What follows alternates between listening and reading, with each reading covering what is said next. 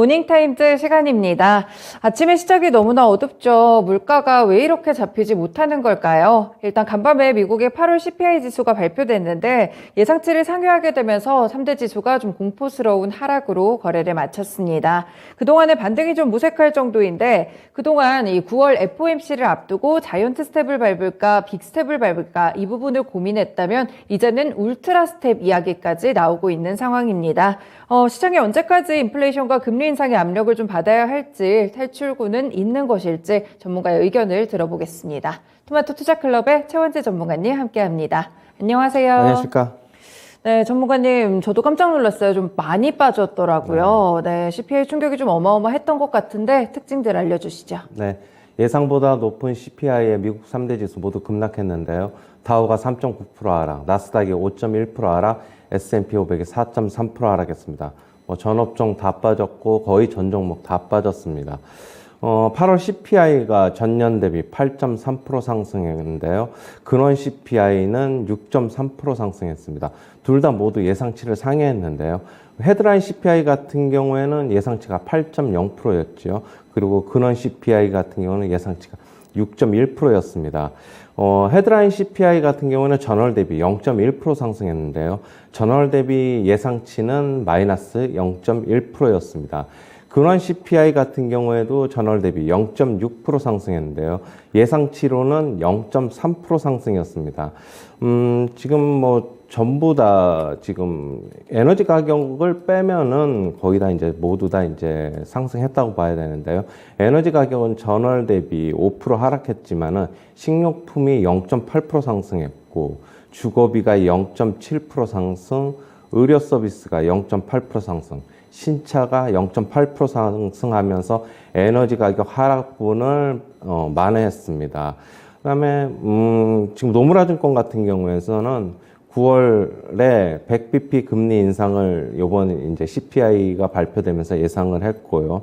레리 서머스 전 재무장관 같은 경우에는 9월 FOMC에서 100bp 금리 인상을 지지한다라고 얘기를 하고 있습니다. 빠르게 움직이는 것이 천천히 움직이는 것보다 더 낫다라고 얘기를 하고 있고요. 실업률이 4.5%를 넘지 않고서는 연준의 인플레 목표치인 2% 달성이 어려울 것이다라고 얘기를 하고 있습니다. 골드만삭스 측에서는 CPI가 발표된 이후 지금 연말 기준금리를 기존의 4%에서 4.2%로 높여 잡았는데요. 결국에는 CPI가 영향을 주면서 12월에 25bp 금리 인상이 아닌 50bp 금리 인상을 할 것으로 전망이 되면서 높여 잡았습니다. 그다음에 뱅크 오브 아메리카 측에서는 S&P 500 저점이 아직 오지 않았다라고 얘기를 하고 있는데요. 지금 단기 투자자들 같은 경우는 S&P 500 지수 상품 투자는 최악의 판단으로 보인다라고 얘기를 하고 있고 인플레이션이 정상화되려면 오랜 시간이 필요하다라고 얘기를 하고 있습니다. 자기네들은 기술주를 보유하지 않을 것이다라고 얘기를 하고 있고 다만 자동차 업종은 투자를 권고하고 있습니다. 그다음에 UBS 측에서는 S&P 500 6월 저점도 위험하다라고 얘기를 하고 있습니다. 네, 그렇군요. 확실히 CPI 충격이 좀 어마어마했습니다. 여기에 따른 부분들 또 파생된 이런 코멘트들 함께 소개를 해주셨는데 일단 CPI 지수부터 좀 함께 분석을 해보죠. 아무래도 어떤 부분들이 이번에 이렇게 예상치를 크게 끌어올리는 요인이 됐을까요? 제가 계속적으로 말씀을 드렸죠. 원자재 가격은 하락하고 있지만 상품 가격과 서비스 가격 쪽으로 옮겨가고 있다라고 말씀을 드렸고 그리고 계속적으로 말씀을 드리는 건데 제가 올해 초서부터 계속 말씀을 드렸죠. 주거비를 계속 주거비를 주목을 해봐야 된다고 말씀드렸고 통계 잡히는 게 약 2분기 정도 늦습니다. 그렇다고 본다면 주거비는 내년에도 계속적으로 상승할 가능성이 높다라고 보고 있고요. 왜냐하면 통계가 늦게 잡히기 때문에 지금 이미 주택 가격이나 주거비는 좀 꺾이고 있더라도 그런 것으로 보고 있고요. 이것이 결국에는 내년에도 연준을 계속적으로 괴롭힐 것이라고 좀 보고 있습니다. 그러니까 물가가 높은데 주거 비용이 오르게 되면 소비 심리가 위축이 되는 건가요? 그렇죠. 아무래도 렌트비나 이런 주거비에 돈을 더 많이 쓰기 때문에 다른 데 지출할 여력이 없어지는 거겠죠. 우리나라는 주거비가 이제 물가에 포함이 안 돼 있지만 미국은 미국이나 유럽 포함이 되고 있기 때문에 그렇게 보셔야 될 것입니다. 네, 그렇군요. 사실 전달보다 상승률 자체가 낮아진 건 왔는데 예상치를 좀 크게 웃돌게 되면서 이렇게 나왔던 것 같아요. 시장의 모습이. 네. 혹시나 시장이 좀 과민 반응한 것은 아닐까요? 근원 CPI에서 좀 높게 나오면서 네. 시장은 좀 패닉을 보인 것으로 보고 있어요. 근원 CPI가 이제 그 에너지랑 식료품 가격을 뺀 지수인데 결국엔 그게 안 잡히면서 그러면은 계속적으로 원자재 가격 하락해도 물가에 대한 기본적인 상승은 계속되지 않느냐는 우려감이 있습니다. 약간 좀 근본적인 물음이 드는 것 같은데 연준이 계속 이렇게 고강도 정책을 하고 있는 이런 긴축하는 부분들이 효과가 있긴 한 건가요, 지금? 나중에 반영이 되죠.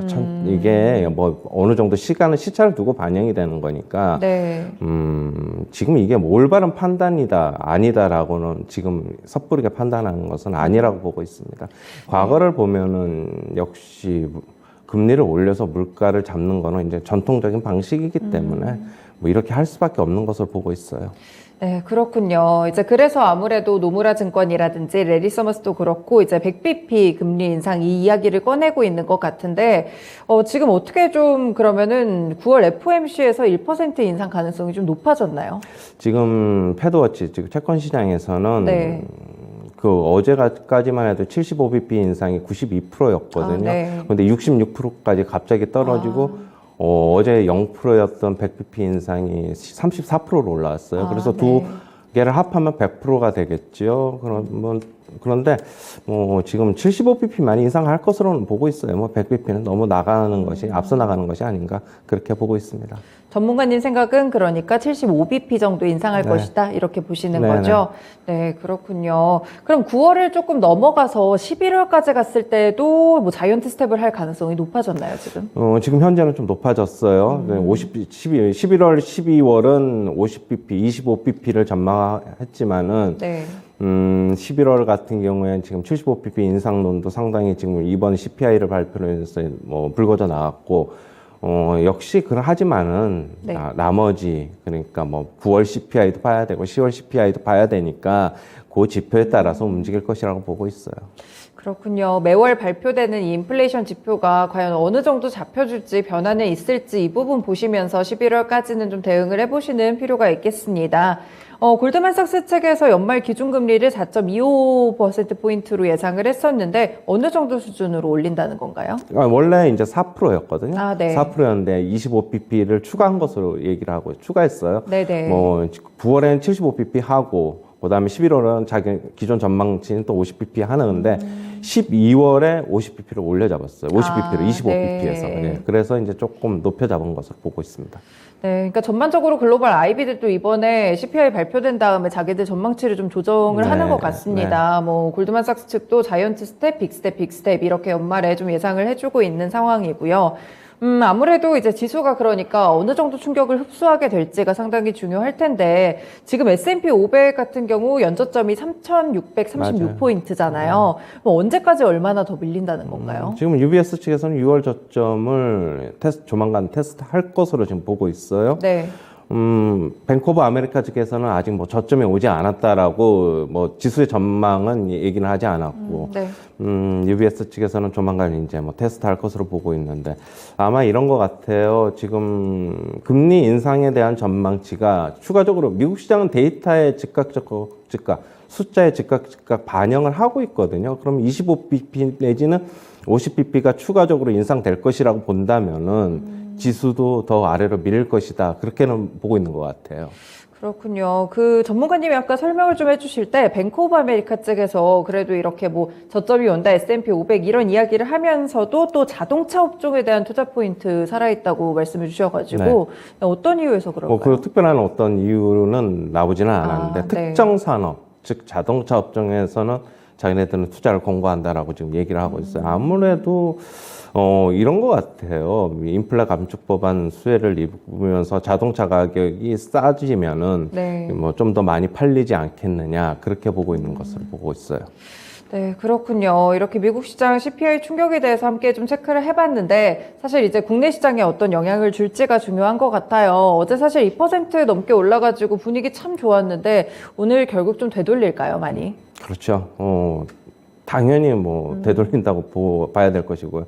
어제 만약에 상승이, 물론 네. 어제 이제 금융투자, 즉 이제 증권사 애들이 단기적으로 들어오는 애들이기 때문에 어제 네. 상승을 했는데 많이 샀죠. 어제 거기서 한 5,700억? 6천억 가까이 산 것으로, 아니, 네. 7천억, 6천억 가까이 산 것으로 알고 있고, 연기금이 조금 이제 한 900억 정도 샀고, 그런데 이제 외국인들은 미국 시장 연휴 때 오른 것을 반영을 하면서 자기네들이 공격적으로 샀고, 네. 선물 시장에서 14,000계약 정도를 많이 순매수했어요. 샀어요. 네. 오늘 그거 14,000계약 그냥 그대로 다시 매물로 나올 것으로 보고 있고, 네. 매도도 당연히 현물 시장에서, 주식 시장에서 매도를 할 것이라고 보고 있습니다. 이런 수치 같은 경우에는 미국 시장에 어제 같은 경우에 그대로 반영을 했으니까 뭐 다시 그대로 나올 것이라고 보고 있고, 어제 이제 뭐 아침 동시효과 방송에서도 제가 뭐 단기적으로 저점은 코스피 지수 2,370선을 예상을 했는데 네. 2,365까지는 빠졌죠. 뭐 거의 다 뭐 그 정도 수준으로 예상을 했는데, 그 밑으로 뭐 향후에 추가적으로 더 빠져야 되지 않을까 그렇게 보고 있어요. 저도 뭐 전망치를 조금 낮춰야 될 것으로 보고 있습니다.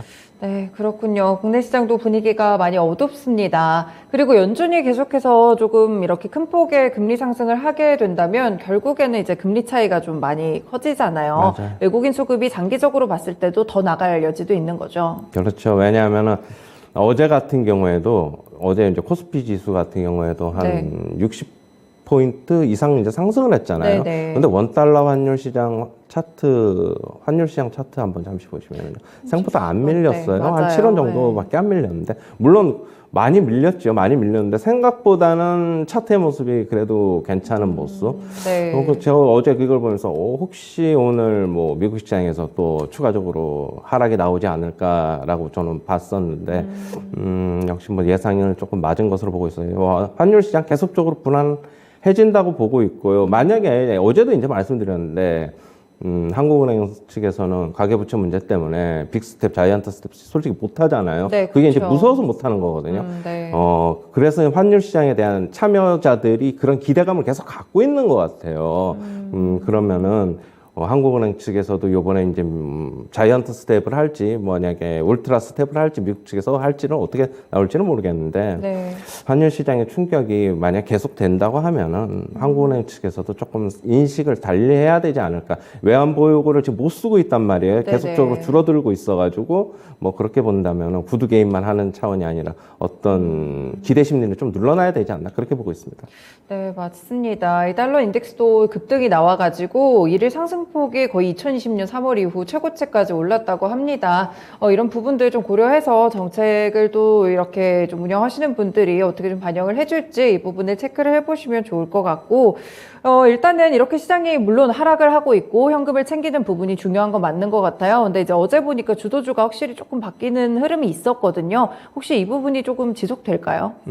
어제 같은 경우에 이제 우리가 이제 뭐, 방산, 그동안에 많이 올랐던 급락이 나왔고, 태양광 태양광 쪽도 쪽도 빠졌고요. 그렇고. 네.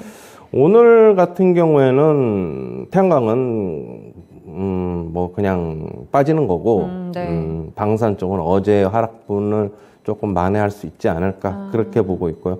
물론 뭐 우크라이나가 지금 전세를 조금 역전한다는 소식이 있지만 푸틴이 아직 어떻게 나올지는 모르거든요. 맞아요. 네. 그렇다고 본다면은 어제 빠졌던 종목 쪽에서는 조금 상승이 나오지 않을까 그렇게 보고 있습니다.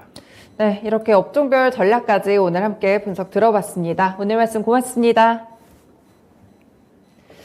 네, 뉴욕 증시 정말 공포스럽게 밀려 내려갔습니다. CPI 충격이 좀 어마어마했는데요. 이 부분이 이렇게 과잉 반응을 한 것이 아닐까 이런 약간의 기대감이 있었는데 그렇지 않고 내용을 좀 들여다보면 사실 빠질 만큼의 이유가 좀 있었던 인플레이션의 상승이 확인이 됐습니다. 결국에는 연준도 이 지표에 주목을 하면서 움직임을 줄 것으로 예상이 되는데요. 국내 증시 어제 분위기 좋았지만 오늘 같은 경우에는 많은 되돌림이 좀 예상이 되고 있습니다. 힘든 시장이 될 것 같은데 일단 드린 전략들 위주로 참고해보시면서 전략들 짜보시면 좋을 것 같습니다. 지금까지 모닝타임즈 시간이었습니다.